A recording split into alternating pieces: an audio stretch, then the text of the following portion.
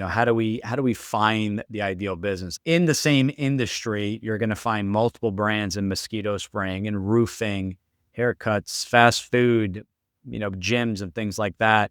Not all franchises, and I will repeat this, not all franchises are created equally.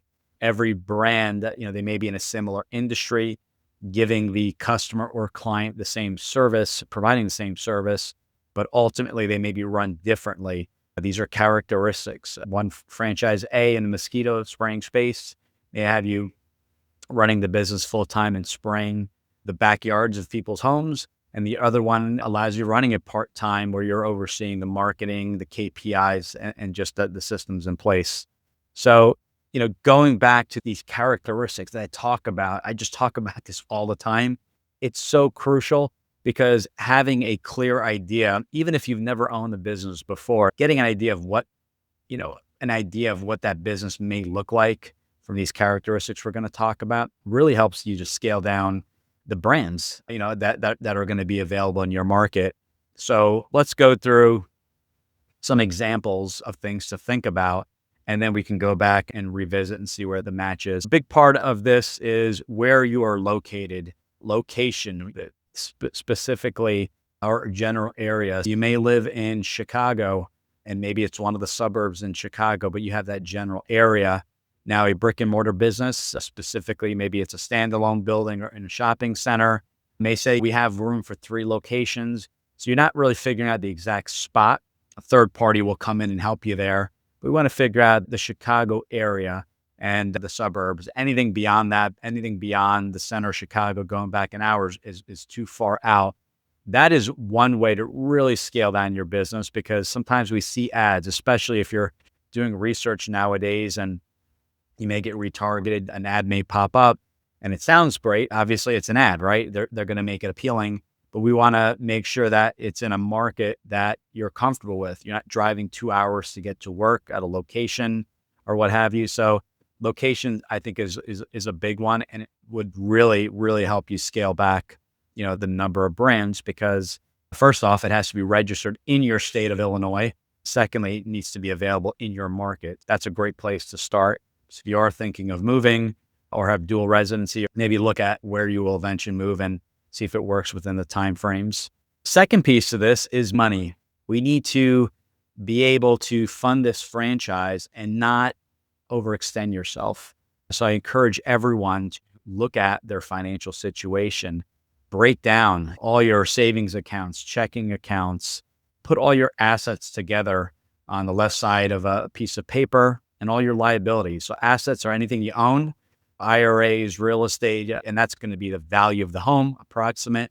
Then there's a liability. What's the mortgage on there? Do you have any student loans, credit card debt, auto loans? Maybe you have a second property, an investment property that has a mortgage on it. Write that stuff down and you start figuring out net worth. So assets minus liabilities is your net worth. And then you're figuring out your liquidity. What access do you have to capital, your checking, savings, stock accounts, and things like that. And it provides 2 reasons. Number one is the franchisor will have liquidity and net worth requirements. Number 2, it's good to have those numbers, because I always encourage everyone, if you are leaving your job to run this business full time, you want to make sure to have some cash reserves for the business and personal expense.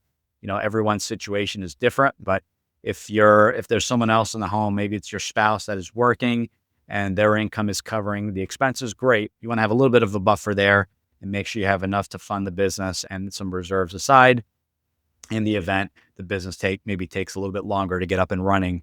So I always encourage you there. But I also encourage everyone to speak with a funding company. We work closely with a company called Benetrends, and they will do a full evaluation with you at no cost, looking at your different options, such as, can I use a retirement rollover, an SBA loan, which you talk quite a bit about, or even a home equity line of credit.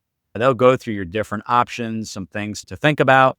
And they don't provide every product. They'll provide retirement rollovers and SBAs and things like that, even assisting with unsecured loans.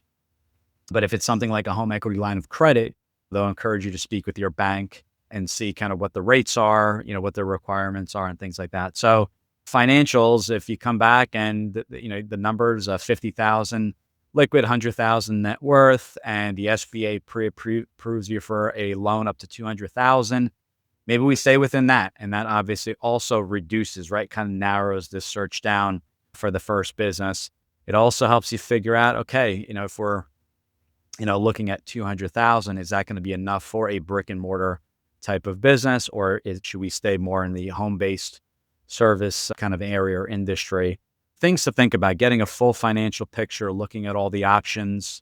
These options will also help you figure out the number of locations, the number of territories you're looking to explore. Financials are going to be big, and I encourage everyone, after having our first call and sending back the questionnaire, we always send an introductory email to Bandit Trends to do a full analysis of kind of your financials. Once your finances are in order, the next big decision is choosing your business's physical footprint. Do you work from home or open a storefront? Discover the pros and cons of each in the Franchise Freedom Podcast.